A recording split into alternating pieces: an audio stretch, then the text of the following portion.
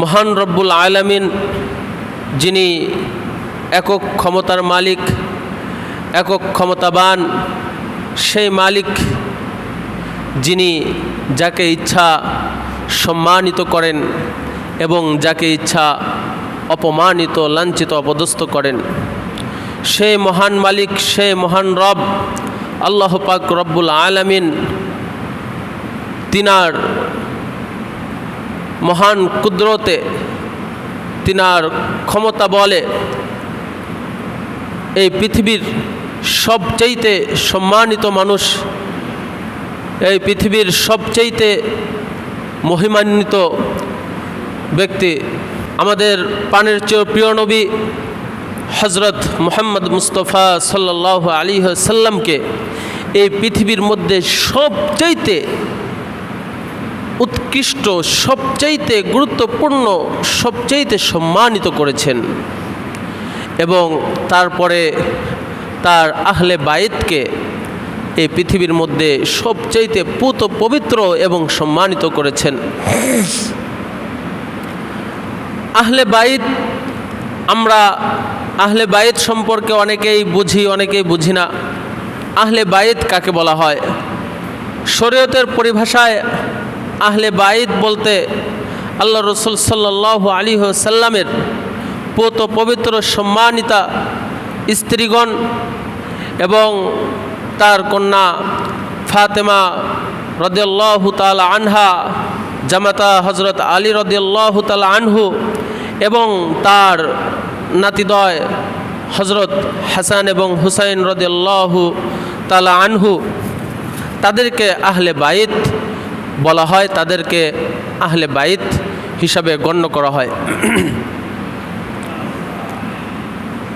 আল্লাহ রব্বুল আলামিন পবিত্র কোরআনে আল্লাহ রসুল সাল্লাল্লাহু আলাইহি ওয়াসাল্লামের স্ত্রীগণ যে আহলে বাইত, এ সম্পর্কে সরাসরি আল্লাহ রব্বুল আলামিন পবিত্র কোরআনে বলেন, ইন্নামা ইরিদুল্লাহু লিইযহিবা আনকুমুর রিজসা আহলাল বাইতি ওয়া ইতাহহিরাকুম তাতহীরা। আল্লাহ রব্বুল আলামিন বলেন, হে নবী, আমি শুধু চাই যে আপনার আহলে বাইত তথা আপনার স্ত্রীদের থেকে অপবিত্রতা দূর করে দিতে, ওয়া ইতাহহিরাকুম তাতহীরা, আর আমি তাদেরকে সবচেয়ে বেশি পবিত্র করতে। এখানে আহলে বাইত, এই যে ইন্নামা ইরিদুল্লাহু লিইযহিবা আনকুমুর রিজসা আহলাল বাইত ওয়া ইতাহহিরাকুম তাতহীরা, এই আয়াতের পূর্ব পর আল্লাহ রসুল সাল্লাল্লাহু আলাইহি ওয়াসাল্লামের স্ত্রীদের কথা উল্লেখ আছে। সুতরাং এখানে আহলে বাইত দ্বারা উদ্দেশ্য আল্লাহ রসুল সাল্লাল্লাহু আলাইহি ওয়াসাল্লামের স্ত্রীদেরকে বোঝানো হয়েছে। এই আয়াত যখন আল্লাহ রব্বুল আলামিন তার প্রিয় হাবিব জনাবে মুহাম্মদুর রাসূলুল্লাহ সাল্লাল্লাহু আলাইহি ওয়াসাল্লামের উপর অবতীর্ণ করেন, নাজিল করেন, তখন আল্লাহ রসুল সাল্লাল্লাহু আলাইহি ওয়াসাল্লাম ছিলেন সম্মানিত মাথা হজরত উম্মে সালামা রাদিয়াল্লাহু তাআলা আনহার গৃহে। আল্লাহ রসুল সাল্লাল্লাহু আলাইহি ওয়াসাল্লামের পোষ্য ওমর ইবনে আবি সালামা রাদিয়াল্লাহু তাআলা আনহু তিনি বলেন, আমি যখন উম্মে সালামার গৃহে ছিলাম তখন আল্লাহ রব্বুল আলামিনের ফেরেশতা এই যে এই আয়াত, অর্থাৎ ইন্নামা ইরিদুল্লাহু লিইযহিবা আনকুমুর রিজসা আহলাল বাইত ওয়া ইতাহহিরাকুম তাতহীরা, এই আয়াত যখন অবতীর্ণ হয় তখন আল্লাহ রসুল সাল্লাল্লাহু আলাইহি ওয়াসাল্লাম তার নাতিদ্বয় হজরত হাসান হুসাইন রাদিয়াল্লাহু তাআলা আনহু, তার কন্যা ফাতেমা এবং আলী রাদিয়াল্লাহু তাআলা আনহুকে নিজের কাছে ডেকে পাঠালেন। ডেকে পাঠানোর পর আল্লাহ রসুল সাল্লাল্লাহু আলাইহি ওয়াসাল্লাম তাদেরকে চাদরে আবৃত করে আল্লাহ রসুল সাল্লাল্লাহু আলাইহি ওয়াসাল্লাম আল্লাহ রব্বুল আলামিনের নিকট দোয়া করলেন, আল্লাহুম্মা হাউলাই আহলু বাইতি ফাযহিব আনহুমুর রিজসা ওয়া তাহহিরহুম তাতহীরা, যে হে আল্লাহ, এরা আমার আহলে বাইত, সুতরাং এদের থেকে তুমি অপবিত্রতা দূর করে দাও এবং তাদেরকে তুমি পরিপূর্ণ পবিত্র করে দাও। সুবহানাল্লাহ। তখন উম্মে সালামা রাদিয়াল্লাহু তাআলা আনহা জিজ্ঞেস করলেন, ইয়া রাসূলুল্লাহ, আপনি তো তাদেরকে চাদরে আবৃত করলেন এবং তাদেরকে পবিত্র হওয়ার জন্য দোয়া করলেন, তাহলে আমরা কি এই আহলে বাইতের অন্তর্ভুক্ত না? তখন আল্লাহ রসুল সাল্লাল্লাহু আলাইহি ওয়াসাল্লাম বললেন, তোমরা স্বস্থানেই আছো, অর্থাৎ তোমাদেরকে তো স্বয়ং আল্লাহ রাব্বুল আলামিন তার আয়াতের মাধ্যমে আহলে বাইত হিসাবে গণ্যই করেছেন। সুতরাং তোমরা তো আহলে বাইত, আর আমি আল্লাহ রাব্বুল আলামিনের কাছে চেয়ে আলী, ফাতেমা এবং হাসান হুসাইনকেও আমার আহলে বাইতের মধ্যে গণ্য করে নিলাম। সুবহানাল্লাহ। তাহলে হাসান হুসাইন রাদিয়াল্লাহু তাআলা আনহু আল্লাহ রসুল সাল্লাল্লাহু আলাইহি ওয়াসাল্লামের কাছে সবচাইতে প্রিয় বস্তু ছিল, সবচাইতে প্রিয় ব্যক্তি ছিল হযরত হাসান এবং হযরত হুসাইন রাদিয়াল্লাহু তাআলা আনহু। হযরত হাসান হুসাইন রাদিয়াল্লাহু তাআলা আনহুর মর্যাদা অনেক বেশি, আহলে বাইতের মর্যাদা অনেক বেশি। আল্লাহ রসুল সাল্লাল্লাহু আলাইহি ওয়াসাল্লাম বলেন যে আমার আহলে বাইতের মর্যাদা কতটুকু সেটা তো আল্লাহ রাব্বুল আলামিন পবিত্র কোরআনের মধ্যেই ঘোষণা করেছেন। তারপরেও জেনে রাখো, আল্লাহ রসুল সাল্লাল্লাহু আলাইহি ওয়াসাল্লাম বলেন, উযাক্কিরুকুম আহলাল বাইত, উযাক্কিরুকুম আহলাল বাইত, উযাক্কিরুকুম আহলাল বাইত। আমি তোমাদেরকে আমার আহলে বাইত সম্পর্কে স্মরণ করে দিচ্ছি। 3 বার বললেন একটি হাদিসের মধ্যে। আল্লাহ রসুল সাল্লাল্লাহু আলাইহি ওয়াসাল্লামের এই হাদিসের ব্যাখ্যায় ইবনে কাসিরের মধ্যে বর্ণিত, ইবনে কাসির রহমতুল্লাহ আলাইহি বলেন যে উযাক্কিরুকুমুল্লাহু আহলাল বাইত, এটা বলার উদ্দেশ্য আল্লাহ রসুল সাল্লাল্লাহু আলাইহি ওয়াসাল্লাম মুসলমানদেরকে তার আহলে বাইত সম্পর্কে স্মরণ করে দিচ্ছে যে তোমরা সাবধান, তোমরা কখনো আমার আহলে বাইতের সঙ্গে বেয়াদবি করিও না, আমার আহলে বাইতের সঙ্গে শত্রুতা পোষণ করিও না। আল্লাহ রসুল সাল্লাল্লাহু আলাইহি ওয়াসাল্লাম অপর এক হাদিসে বলেন যে ব্যক্তি বা যাহারা আমার আহলে বাইতের সঙ্গে শত্রুতা পোষণ করলো, সে সরাসরি আমার সঙ্গে এবং আল্লাহ রাব্বুল আলামিনের সঙ্গে শত্রুতা পোষণ করলো। আর যেই ব্যক্তি আমার আহলে বাইতের সঙ্গে বন্ধুত্বপূর্ণ আচরণ করলো, সে আমার সঙ্গে এবং সরাসরি আল্লাহ রাব্বুল আলামিনের সঙ্গে বন্ধুত্বপূর্ণ আচরণ করলো। তাহলে আহলে বাইতের মর্যাদা কত বেশি। হযরত হাসান হুসাইন রাদিয়াল্লাহু তাআলা আনহু সে আহলে বাইতের 2 জন সদস্য। হযরত হাসান হুসাইন রাদিয়াল্লাহু তাআলা আনহুর মর্যাদা কেমন? হযরত ইবনে ওমর রাদিয়াল্লাহু তাআলা আনহু থেকে বর্ণিত, আন ইবনে ওমর রাদিয়াল্লাহু তাআলা আনহু قال قال رسول الله صلى الله عليه وسلم الحسن والحسين سيدا شباب اهل الجنه। যে হযরত হাসান এবং হুসাইন রাদিয়াল্লাহু তাআলা আনহু তিনারা হবেন জান্নাতের যুবকদের সর্দার। সুবহানাল্লাহ। তাহলে জান্নাতের যুবকদের সর্দার হবে কে? হাসান এবং হুসাইন রাদিয়াল্লাহু তাআলা আনহু 2 ভাই। আর জান্নাতে তো কোনো বৃদ্ধ মানুষ থাকবে না। জান্নাতে কি কোনো বৃদ্ধ মানুষ থাকবে বলেন? জান্নাতে সবাই যুবক হয়ে যাবেন। আল্লাহ রাসূল সাল্লাল্লাহু আলাইহি ওয়াসাল্লাম অনেক সময় অনেক কৌতুক করতেন। যে একবার আল্লাহ রাসূল সাল্লাল্লাহু আলাইহি ওয়াসাল্লাম বললেন যে কোনো বৃদ্ধ মানুষ জান্নাতে প্রবেশ করবে না। তখন যারা বৃদ্ধ সাহাবী ছিল তারা তো হায় হুতাশ করতে লাগলো, আফসোস করতে লাগলো, ইয়া রাসূলুল্লাহ তাহলে আমাদের কি হবে, আমাদের কি উপায় হবে? তখন আল্লাহ রাসূল সাল্লাল্লাহু আলাইহি ওয়াসাল্লাম বললেন যে কোনো বৃদ্ধ তো সত্যিই জান্নাতে প্রবেশ করবে না। তারা আরও বিচলিত হয়ে পড়ল। তখন বলল যে যারাই জান্নাতে প্রবেশ করবে বা জান্নাতে বসবাস করবে তারা আর কেউ বৃদ্ধ থাকবে না, সবাই যুবক হয়ে যাবে। সুবহানাল্লাহ। সেই যুবকদের সর্দার হবে হযরত হাসান এবং হুসাইন রাদিয়াল্লাহু তাআলা আনহুম। অপর এক হাদিসে হযরত ইবনে মালিক রাদিয়াল্লাহু তাআলা আনহু তিনি বলেন, যখন হুসাইন রাদিয়াল্লাহু তাআলা আনহুর কর্তৃত মাথা ইয়াজিদের দরবারে উপস্থিত করা হলো, হযরত হুসাইন রাদিয়াল্লাহু তাআলা আনহুর মাথার দিকে খেজুরের ডাল দিয়ে ইশারা করে ইয়াজিদ বলতেছিল, এই কি সেই হুসাইন যে যার সৌন্দর্যের কথা এত বর্ণনা করা হতো? তখন আমি বললাম, সাবধান, তুমি কার দিকে খেজুরের ডাল দ্বারা ইশারা করতেছো? তুমি কি জানো যে আল্লাহর রাসূল সাল্লাল্লাহু আলাইহি ওয়াসাল্লামের সঙ্গে সবচাইতে বেশি আর কি মিল ছিল হযরত হুসাইন রাদিয়াল্লাহু তাআলা আনহুর, আর তুমি তার সাথে এরকম বেদবি করতেছো? তো আল্লাহ রসুল সাল্লাল্লাহু আলাইহি ওয়াসাল্লামের চেহারা সাদৃশ্য ছিল হযরত হুসাইন রাদিয়াল্লাহু তাআলা আনহু। হযরত আলী ইবনে আবি তালিব রাদিয়াল্লাহু তাআলা আনহু বর্ণনা করেন যে আমার হুসাইন তার মিল ছিল আল্লাহ রসুল সাল্লাল্লাহু আলাইহি ওয়াসাল্লামের বুক থেকে নিয়ে পা পর্যন্ত, আর আমার হাসানের মিল ছিল বুক থেকে নিয়ে মাথা মোবারক পর্যন্ত। যাই হোক, হাসান হুসাইন দুই ভাইয়ের মিলই ছিল আল্লাহ রসুল সাল্লাল্লাহু আলাইহি ওয়াসাল্লামের সঙ্গে। শুধু তাই নয়, আল্লাহ রসুল সাল্লাল্লাহু আলাইহি ওয়াসাল্লাম বলতেন যে এই পৃথিবীর বুকে হাসান এবং হুসাইন রাদিয়াল্লাহু তাআলা আনহু আমার পুষ্প, ফুলের কলি সাদৃশ বর্ণনা করেন যে এরা দুজন আমার কাছে পুষ্পরাজ। তো হাসান হুসাইন রাদিয়াল্লাহু তাআলা আনহু আল্লাহ রসুল সাল্লাল্লাহু আলাইহি ওয়াসাল্লামের কাছে অনেক মর্যাদাবান ছিলেন।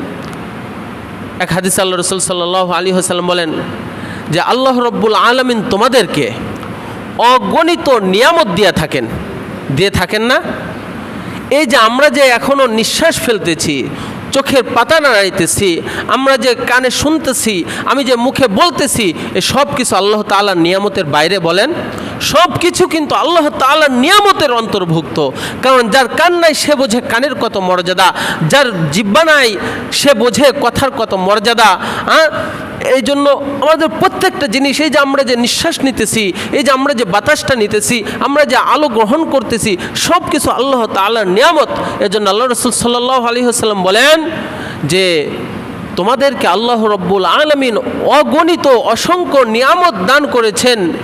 এই সকল নিয়ামতের বিনিময়ে, এই সকল নিয়ামতের কারণে তোমরা আল্লাহ রব্বুল আলামিনকে ভালোবাসো, আল্লাহ রব্বুল আলামিনকে তোমরা মহব্বত করো, আর আল্লাহ রব্বুল আলামিনের খাতিরে তোমরা আমাকে ভালোবাসো, আর আমার খাতিরে তোমরা হযরত হাসান এবং হুসাইন রাদিয়াল্লাহু তাআলা আনহুকে ভালোবাসো। সুবহানাল্লাহ। তাহলে কত সুন্দর কথা যে আল্লাহ রব্বুল আলামিন তোমাদেরকে নিয়ামত দিয়েছেন, এই জন্য তোমরা আল্লাহকে ভালোবাসো, আর আমি ছিলাম আল্লাহর দোস্ত, আল্লাহর বন্ধু, এই জন্য তোমরা আমাকে ভালোবাসো। আর হাসান এবং হুসাইন রাদিয়াল্লাহু তাআলা আনহু ছিল আমার কলিজার টুকরা, সুতরাং তোমরা হাসান হুসাইন রাদিয়াল্লাহু তাআলা আনহুকে ভালোবাসো। কিন্তু নির্মম ইতিহাস, আজকের এই দিনে মুহররমের 10 তারিখ আশুরা দিবসে সেই কলিজার টুকরা আল্লাহ রসুল সাল্লাল্লাহু আলাইহি ওয়াসাল্লামের কলিজার টুকরা হযরত হুসাইন রাদিয়াল্লাহু তাআলা আনহুকে নির্মমভাবে শহীদ করা হয়। আজকের এই দিনে তিনি নির্মমভাবে শাহাদত বরণ করেন। হযরত হাসান এবং হুসাইন রাদিয়াল্লাহু তাআলা আনহু, হযরত হুসাইন রাদিয়াল্লাহু তাআলা আনহু তিনি 4th হিজরিতে, হযরত হাসান রাদিয়াল্লাহু তাআলা আনহু ছিলেন তার বড় ভাই। হযরত হাসান রাদিয়াল্লাহু তাআলা আনহুর 1 বছর পর 4th হিজরিতে শাওয়াল মাসের 5 তারিখ জন্মগ্রহণ করেন। হযরত হুসাইন রাদিয়াল্লাহু তাআলা আনহুর পূর্ণ নাম হযরত হুসাইন ইবনে আলী ইবনে আবু তালেব ইবনে আব্দুল মুত্তালিব ইবনে হাশিম। তার উপাধি ছিল আল কুরাইশি আল হাশিমি। তার পিতা হযরত সাইয়্যিদুনা আলী রাদিয়াল্লাহু তাআলা আনহু, মাতা জান্নাতের নারীদের সর্দার হযরত ফাতেমা রাদিয়াল্লাহু তাআলা আনহা। তিনি মৃত্যুবরণ করেন 10 মুহররম 61 হিজরি সনে। এটা আমরা সংক্ষিপ্তভাবে হযরত হুসাইন রাদিয়াল্লাহু তাআলা আনহুর ব্যাপারে আমরা জানলাম। এখন আসেন হযরত হুসাইন রাদিয়াল্লাহু তাআলা আনহু আজকের এই দিন 10 মুহররম তিনি শাহাদত বরণ করেন কারবালার ময়দানে। আমাদের আগে জানতে হবে যে কারবালার ইতিহাস জানার পূর্বে আমাদের জানতে হবে যে কুফা এটা অবস্থিত ইরাকে। কুফাটা অবস্থিত কোথায়? ইরাকে। কারবালা কুফা থেকে প্রায় 74 কিলোমিটার দূরে। কারবালার ময়দান কুফা থেকে কত কিলোমিটার দূরে? 74 কিলোমিটার দূরে। সেই সময় হযরত হুসাইন রাদিয়াল্লাহু তাআলা আনহু অবস্থান করতেছিলেন বর্তমান সৌদি আরবের মদিনায়। প্রথমে তিনি মদিনা থেকে মক্কায় হিজরত করেন, অতঃপর মক্কা থেকে কুফার উদ্দেশ্যে রওনা করেন। আর ইয়াজিদ তখন ছিল সিরিয়ার দামেস্কে। কারবালার ইতিহাস। কাতেবে ওহী আল্লাহ রাসূল সাল্লাল্লাহু আলাইহি ওয়াসাল্লামের সুসংবাদপ্রাপ্ত সাহাবী হযরত মুয়াবিয়া রাদিয়াল্লাহু তাআলা আনহু, তার সন্তান ইয়াজিদ হওয়ার কারণে অনেকেই হযরত মুয়াবিয়া রাদিয়াল্লাহু তাআলা আনহুকে গালিগালাজ করে থাকেন। এটা কখনোই করা যাবে না, কারণ অনেক সময় বাবা ভালো হয় সন্তানেরা খারাপ হয়, কি হয় না বলেন? হয় না? বাবা ভালো হয় সন্তানেরা খারাপ হয় না? হয়। আবার অনেক সময় বাবা খারাপ হয় সন্তানেরা ভালো হয়। হযরত মুয়াবিয়া রাদিয়াল্লাহু তাআলা আনহু তিনি যখন খলিফা ছিলেন, তিনি তার পরবর্তী খলিফা তার সন্তানকে নিযুক্ত করার কয়েকটি কারণ দর্শালেন। তিনি বিজ্ঞ সাহাবীদেরকে সঙ্গ নিয়ে বললেন, দেখো যে আমি যদি পরবর্তীতে আমার সন্তানকে যদি খলিফা নিযুক্ত না করি, তাহলে সে বিদ্রোহ করবে, সে মুসলিমদেরকে হত্যা করতে পারে। এই জন্য সর্বাধিক কল্যাণকরের বিবেচনা করে তার সন্তান ইয়াজিদকে খলিফা নিযুক্ত করে গেলেন। হযরত মুয়াবিয়া রাদিয়াল্লাহু তাআলা আনহুর মৃত্যুর পর যখন ইয়াজিদ সিংহাসনে আরোহণ করল, তখন আল্লাহ রাসূল সাল্লাল্লাহু আলাইহি ওয়াসাল্লামের অনেক বিজ্ঞ বড় বড় সাহাবে কেরাম আজমাইন রাদিয়াল্লাহু তাআলা আনহু জীবিত ছিলেন। তারা ইয়াজিদের শাসন, ইয়াজিদের খলিফা, ইয়াজিদের খেলাফতকে মেনে নিলেন না, কারণ সেই সময়ও আমল, এলেম, আখলাক, চরিত্রে ইয়াজিদের চাইতে অনেক সাহাবী স্বয়ং হুসাইন রাদিয়াল্লাহু তাআলা আনহু অনেক যোগ্য ছিল।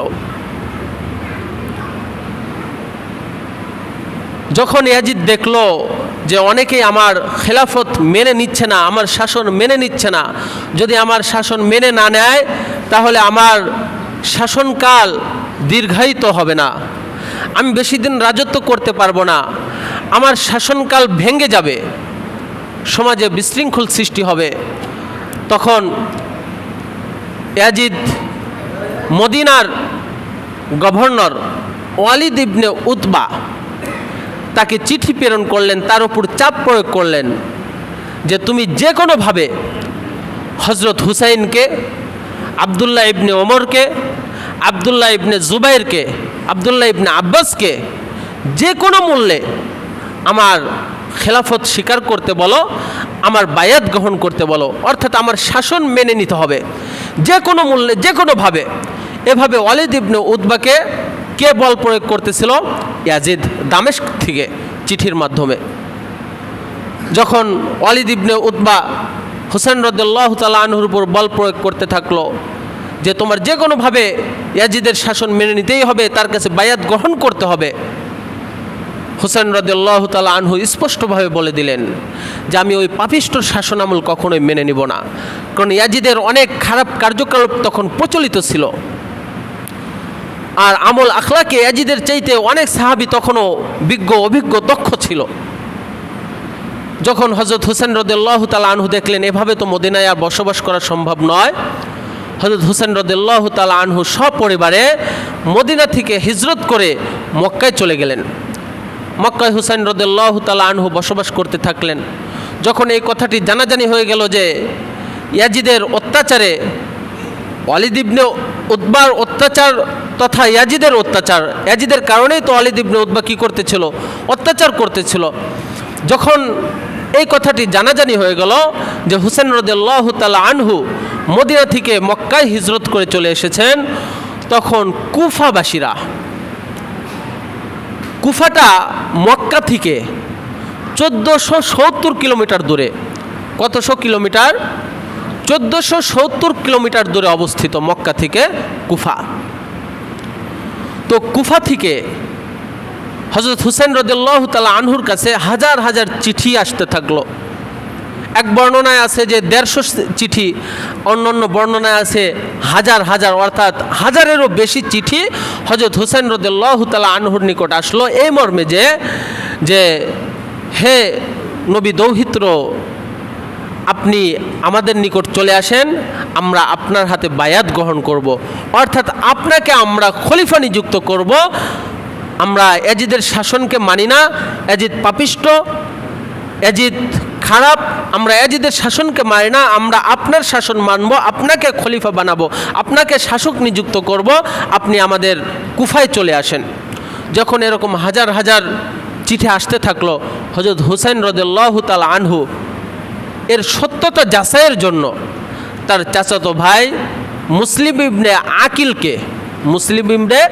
আকিলকে কুফায় প্রেরণ করলেন যে তুমি এর সত্যতা যাচাই করো।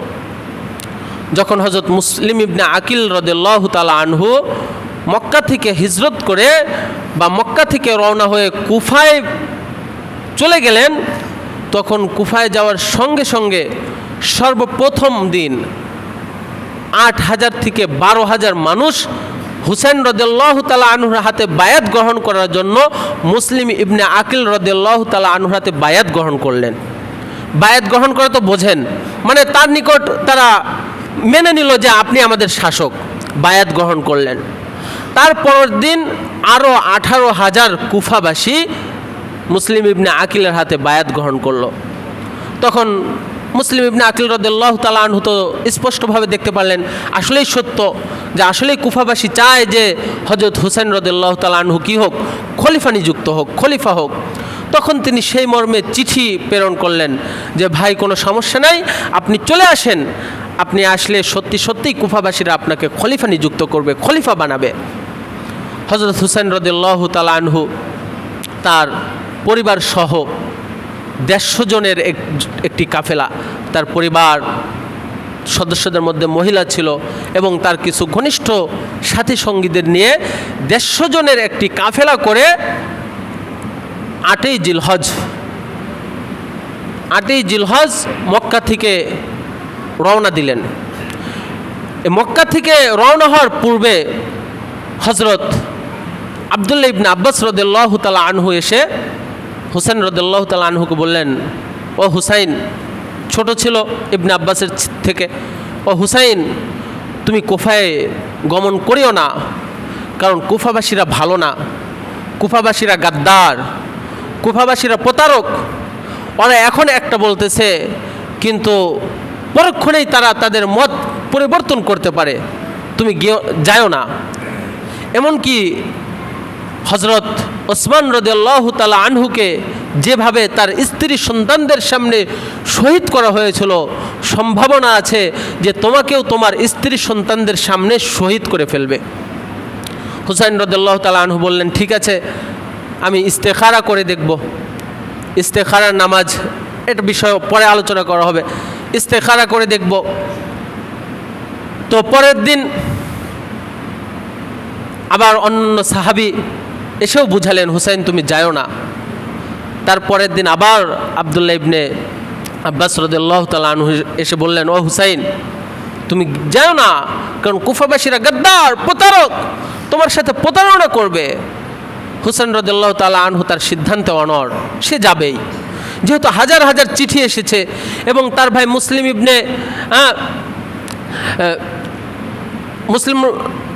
ইবনে আকিল রাদিয়াল্লাহু তাআলা আনহু চিঠি প্রেরণ করেছেন যে পরিবেশ শান্ত, পরিবেশ সুন্দর, আসা যায়। তিনি তার সিদ্ধান্তে অনড়। তখন বললেন, ঠিক আছে, তাহলে তুমি একা যাও, তুমি তোমার স্ত্রী সন্তানদেরকে নিয়ে যাও না। হুসাইন রাদিয়াল্লাহু তাআলা আনহু তার সিদ্ধান্ত অনড়। আসলে অনেক সময় ইস্তিহাদে ভুল হতে পারে, কিন্তু আল্লাহ রাসূল সাল্লাল্লাহু আলাইহি ওয়াসাল্লাম বলেন, কোনো বিচারক যদি সে কোনো বিষয় ইস্তিহাদ করে, অর্থাৎ গভীর চিন্তা ভাবনা করে, সেই গভীর চিন্তা ভাবনার ফলে সেটা যদি সফল হয়, সে 2টি পুরস্কার পাবে। আর যদি সফল না হয়, যদি ব্যর্থ হয়, তবুও সে 1টি পুরস্কার করবে, কারণ সে বিষয়ে অনেক কী করছেন, গবেষণা করছেন। হুসাইন রাদিয়াল্লাহু তাআলা আনহুর সিদ্ধান্তটা ভুল সিদ্ধান্ত ছিল। হুসাইন রাদিয়াল্লাহু তাআলা আনহু 8ই জিলহজ রওনা হয়ে গেলেন। এদিকে ইয়াজিদ যখন দেখতে পেল যে কুফার অবস্থা ভালো নয়, সেই সময় কুফার গভর্নর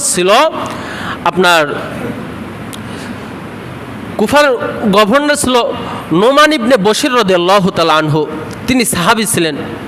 তো যখন কুফার সমস্ত মানুষ হুসাইন রাদিয়াল্লাহু তাআলা আনহুকে সমর্থন করতেছে, নোমান ইবনে বশির তিনি গভর্নর, তার মানে তিনি সরকারের লোক, অর্থাৎ ইয়াজিদের লোক হওয়া সত্ত্বেও নোমান ইবনে বশির কোনো বাধা দিচ্ছে না, তখন যে কোনো মূল্যে ষড়যন্ত্রমূলকভাবে নোমান ইবনে বশিরকে ক্ষমতাচ্যুত করলো। তাকে গভর্নর থেকে বাদ দেওয়া হলো। বাদ দিয়ে বসরার যে গভর্নর ছিল ইবনে জিয়াদ, উবাইদুল্লাহ ইবনে জিয়াদ, তিনি সবচাইতে হুসাইন রাদিয়াল্লাহু তাআলা আনহুর সঙ্গে সবচাইতে বেশি বেয়াদবি করেছেন। এজন্য তাকে উবাইদুল্লাহ, আল্লাহ তাআলার নামের সাথে তাকে সংক্ষিপ্ত না করে আমাদের ইবনে জিয়াদ বলাটাই শ্রেয়। তাহলে বসরার গভর্নর ছিল ইবনে জিয়াদ। ইবনে জিয়াদ খারাপ লোক ছিল। ইয়াজিদ দেখলো যে ইবনে জিয়াদকে যদি এখন আমি কুফারও গভর্নর বানায় দেই, তাহলে তার মাধ্যমে হুসাইনকে কি করা যাবে, প্রতিরোধ করা যাবে। যেই কথা সেই কাজ। ইয়াজিদ ইবনে জিয়াদকে কি করলেন, কুফারও গভর্নর নিযুক্ত করলেন। যখন কুফার গভর্নর নিযুক্ত করা হলো, ইবনে জিয়াদ কুফার গণ্যমান্য ব্যক্তিদেরকে ঘুষ দিল। সেই সময় ঘুষের প্রচলন ছিল, টাকা পয়সা দিয়ে তার দিকে টেনে নিল। তখন সাধারণ জনগণ আর কি কাজে আসবে? সাধারণ জনগণকে হত্যার হুমকি দেওয়া হলো, তোমাদের নারীদেরকে হত্যা করা হবে, তাদেরকে দাসী বানানো হবে। ইবনে জিয়াদ সরাসরি ঘোষণা দিল যে হুসাইনের পক্ষে থাকবে তাকে হত্যা করা হবে, আর যে ইয়াজিদের পক্ষে থাকবে তাকে নিরাপত্তা দেওয়া হবে। এবং ঘোষণা করা হলো যে মুসলিম ইবনে আকিলকে যেখানেই পাবে তাকে হত্যা করবে, কিংবা আমার কাছে গ্রেফতার করে নিয়ে আসবে। হযরত মুসলিম ইবনে আকিলকে গ্রেফতার করে ইবনে জিয়াদের কাছে রাজপ্রাসাদে নিয়ে আসা হলো। ইবনে জিয়াদ মুসলিম ইবনে আকিলকে বলল, তুমি হুসাইনকে এবং হুসাইনের পিতা হযরত আলী রাদিয়াল্লাহু তাআলা আনহুকে লানত করো, অর্থাৎ তাদের উপর অভিশাপ দাও যে তারা খারাপ। মুসলিম ইবনে আকিল রাদিয়াল্লাহু তাআলা আনহু বললেন যে তোমার উপর লানত, তোমার পিতার উপর লানত। তখন মুসলিম ইবনে আকিলকে ছাদ থেকে ফেলে নির্মমভাবে শাহাদত বরণ করলেন, নির্মমভাবে শহীদ করে ফেললেন। এর পূর্বেই মুসলিম ইবনে আকিল রাদিয়াল্লাহু তাআলা আনহু তিনি বুঝতে পারলেন যে এখানকার অবস্থা এখন পরিবর্তিত হয়ে গেছে, পুরা উল্টে গেছে। অর্থাৎ তখন ছিল হুসাইন রাদিয়াল্লাহু তাআলা আনহুর পক্ষে, আর এখন ইয়াজিদের পক্ষে চলে গিয়েছে। তিনি চিঠি প্রেরণ করলেন আবারও হুসাইন রাদিয়াল্লাহু তাআলা আনহুর নিকট যে ভাইজান, এখন আর কুফা, আগের কুফা নাই, এখন আর কুফায় আসা যাবে না। কিন্তু এখনকার মতো তো আর সেই সময় ছিল না। এখন তো এক ক্লিক মেসেজ একটা দিয়ে দিলাম, 1 সেকেন্ডের মধ্যে অপর প্রান্তে মেসেজ পৌঁছে গেল, বা ফোন করে বলে দিলাম 1 সেকেন্ডের মধ্যে খবর পেয়ে গেল। বিষয়টা তো এমন ছিল না। সেই সময় মক্কা থেকে কুফার দূরত্ব ছিল 1470 কিলোমিটার। একটু চিন্তা করেন, সেই সময় উট যোগে সফর করা হতো। হুসাইন রাদিয়াল্লাহু তাআলা আনহু যখন মক্কা থেকে সফর করে কুফায় আসেন, 23 দিন সময় লেগেছিল। কয়দিন? 23 দিন। তার মানে ওই চিঠিটা পৌঁছাইতে সর্বনিম্ন 23 দিন লাগবে। কিন্তু হুসাইন রাদিয়াল্লাহু তাআলা আনহু রওনা দিয়েছেন 8ই জিলহজ, আর মুসলিম ইবনে আকিল রাদিয়াল্লাহু তাআলা আনহু চিঠি প্রেরণ করেছেন 9ই জিলহজ। ইতিমধ্যে তিনি রওনা দিয়ে দিয়েছেন, যার কারণে হযরত হুসাইন রাদিয়াল্লাহু তাআলা আনহুর নিকট আর চিঠিটা পৌঁছায় নাই। যাই হোক, হুসাইন রাদিয়াল্লাহু তাআলা আনহু সফর করে মক্কা থেকে কুফা পর্যন্ত এই 1470 কিলোমিটার পথে 38টি স্থানে তিনি রাত্রি বিশ্রাম গ্রহণ করেন। কয়টি স্থানে? 38টি স্থানে তিনি বিরতি নেন, রেস্ট করেন। এই 38টি স্থানের মধ্যে সর্বশেষ একটি স্থানে আসেন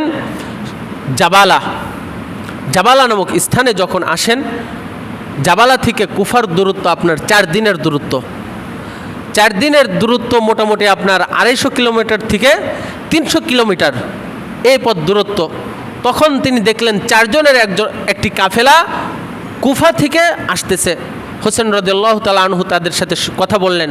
তারা বলল, হে আল্লাহ রাসূল সাল্লাল্লাহু আলাইহি ওয়াসাল্লামের দৌহিত্র, আপনি আর কুফায় যায়েন না, কারণ এখনকার কুফার আগের কুফা নাই।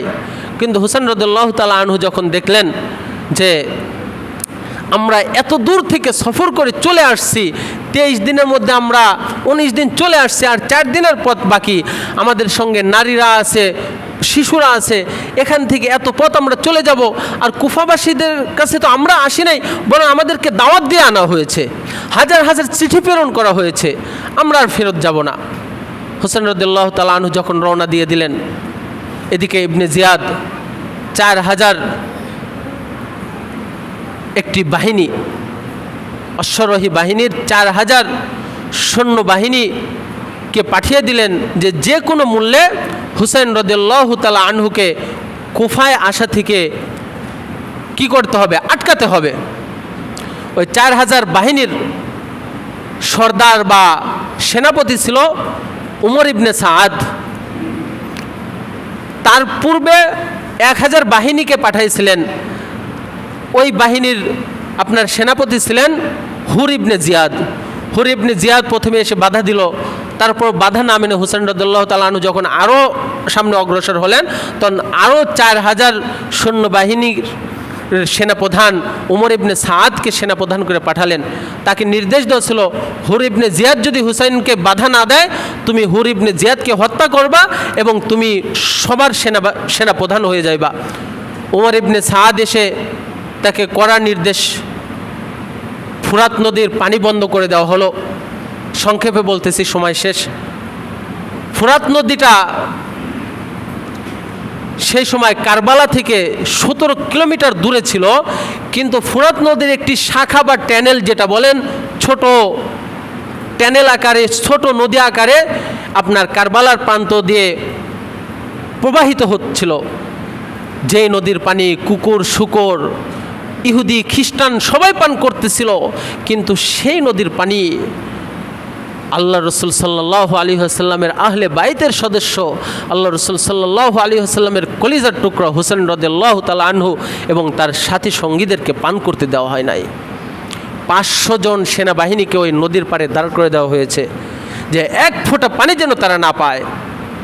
হোসেন রাদিয়াল্লাহু তাআলা আনহু উমর ইবনে সাদকে 4টা প্রস্তাব করলেন, যে আমরা তো এখানে যুদ্ধ করার জন্য আসি নাই, আমরা যদি যুদ্ধ করতে আসতাম তাহলে নারী এবং শিশুদেরকে নিয়ে আমরা কি শুধুমাত্র এই 150 জন মানুষ নিয়ে কি এখানে আসতাম? আমরা তো যুদ্ধ করতে আসি নাই। আমাদেরকে হয় সরাসরি ইয়াজিদের সাথে কথা বলার সুযোগ করে দাও, ইয়াজিদের কাছে নিয়ে যাও, আমি তার সঙ্গে কথা বলবো, অথবা আমাদেরকে মক্কায় ফিরে যেতে দাও, অথবা তোমরা আমাদেরকে অন্য কোনো দেশে পাঠিয়ে দাও, সেখানে গিয়ে আমরা কাফেরদের সাথে যুদ্ধ করব। তার কোনো কথা শোনা হলো না। ইবনে জিয়াদ সরাসরি বলে দিল, হয় হুসাইন ইয়াজিদের শাসন মেনে নেবে, তার হাতে বায়াত গ্রহণ করবে, অথবা তাকে হত্যা করা হবে। কত নিষ্ঠুর কথা! যাই হোক, এক পর্যায়ে 9 মুহররম হোসেন রাদিয়াল্লাহু তাআলা আনহুর সঙ্গে যখন যুদ্ধ করবে, তারা যুদ্ধ করবেই, হত্যা করবেই। হোসেন রাদিয়াল্লাহু তাআলা আনহু বললেন, ঠিক আছে, তোমরা যেহেতু আমার সঙ্গে যুদ্ধ করবেই, তাহলে আমি নামাজকে অনেক ভালোবাসি, আল্লাহ তাআলার কোরআন পড়তে আমি অনেক ভালোবাসি, আল্লাহ তাআলার কাছে ক্ষমা প্রার্থনা করতে, ইস্তেগফার করতে অনেক ভালোবাসি, আল্লাহ তাআলার কাছে দোয়া করতে আমি অনেক ভালোবাসি। আমাকে এই জিনিসের সুযোগ দাও, আমি একটা দিন আল্লাহকে ডাকবো, নামাজ পড়ব, দোয়া করব, ইস্তেগফার করব, আমি আগামীকাল তোমাদের সঙ্গে যুদ্ধ করব। হোসেন রাদিয়াল্লাহু তাআলা আনহু 9 মুহররম সারাদিন সারা রাত আল্লাহ তাআলার ইবাদতের মধ্যে মশগুল থাকলেন এবং তার সাথী সঙ্গীদেরকে বললেন, ও আমার সাথীরা, ইয়াজিদ তোমাদেরকে চায় না, ইয়াজিদ চায় আমাকে। তোমরা যদি চাও, তোমরা এই রাতের আধারে উটের পিঠে রওনা হয়ে তোমরা চলে যাও, তোমাদের নিজ এলাকায় বা যেখানে চলে যাও, তোমাদেরকে তারা আটকাবে না, তোমাদেরকে হত্যা করবে না, তার সমস্যা আমার সঙ্গে। তখন তার সাথী সঙ্গীরা বলল, আমাদের যদি যুদ্ধ করে মৃত্যুবরণ করতে হয়, তার একজন সাথী বলল, আমার যদি 1000 বার আল্লাহ রব্বুল আলামিন যদি আমার জীবন দিত এবং 1000 বার যদি আপনার জন্য আপনার পক্ষে থেকে যদি আমার শাহাদত বরণ করতে হতো, আমি 1000 বার শাহাদত বরণ করতাম। সুবহানাল্লাহ। আর এখানে শুধুমাত্র একবার আমি কি করব? শাহাদত বরণ করব। আমরা আপনাকে থেকে কোথাও যাব না। যাই হোক, 10ই মুহররম তুমুল যুদ্ধ শুরু হয়ে গেল। ওই সময় তো শেষ। ইনশাআল্লাহ যদি আবার কখনো সুযোগ হয় বা আগামী জুমায় সংক্ষিপ্তভাবে বাকি কারবালার ইতিহাস বা হযরত হোসেন রাদিয়াল্লাহু তাআলা আনহুর শাহাদতের বর্ণনা আগামী জুমায় সংক্ষিপ্তভাবে আলোচনা করব। আজকে এতটুকুই থাক। তবে আমাদের মূল বিষয় যে দেখেন, যুদ্ধের পূর্বে মুহূর্তেও কিন্তু হযরত হোসেন রাদিয়াল্লাহু তাআলা আনহু যে আল্লাহ তাআলার নামাজ পড়ার জন্য, দোয়া করার জন্য, ইস্তেগফার করার জন্য সময় চেয়ে নিয়েছিলেন। আল্লাহ রব্বুল আলামিন আমাদেরকেও আজকের এই দিনে, এই 10ই মুহররম আশুরার দিবসে বিভিন্ন রং তামাশা না করে আল্লাহ রব্বুল আলামিনের ইবাদত বন্দেগীতে লিপ্ত থাকার তৌফিক দান করুন। সকলে বলি আমিন। ওয়া আখিরু দাওয়ানা আলহামদুলিল্লাহি রাব্বিল আলামিন।